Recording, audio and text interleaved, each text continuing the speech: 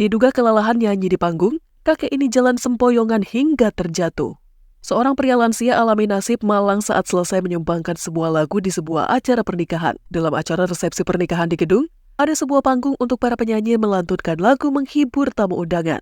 Panggung tersebut tingginya hanya sekitar 30 cm dari lantai utama gedung. Namun, bagi kakek ini mungkin panggung ini terlalu tinggi hingga tubuhnya tak seimbang saat turun dari panggung. Seorang kakek yang memakai kemeja putih lengkap dengan peci hitam berada di atas panggung bersama seorang biduan. Kakek tersebut dikatakan telah bernyanyi hingga kelelahan karena terus bergerak di atas panggung.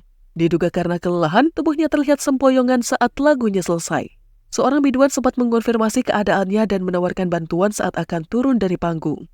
Kakek itu sempat berhenti sejenak dan seorang MC laki-laki membantunya turun dari panggung. Namun, karena tubuhnya sudah sempoyongan ketika di panggung, ia tersungkur ketika kakinya sudah menapak di lantai gedung.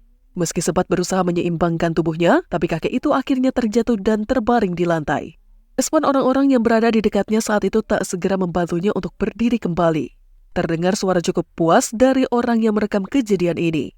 Sampai akhirnya ada seorang ibu-ibu dan pria dewasa yang menghampiri untuk membantunya. Peristiwa ini mendapat sorotan dari warganet yang geram dengan reaksi orang-orang yang berada di lokasi kejadian.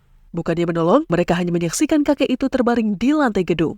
Bahkan sebagian orang malah tertawa ketika kakek tersebut jalan sempoyongan hingga terjatuh menabrak kursi tamu undangan. Selain itu, tak ada seorang pun yang menuntunnya dari panggung hingga duduk kembali di kursinya.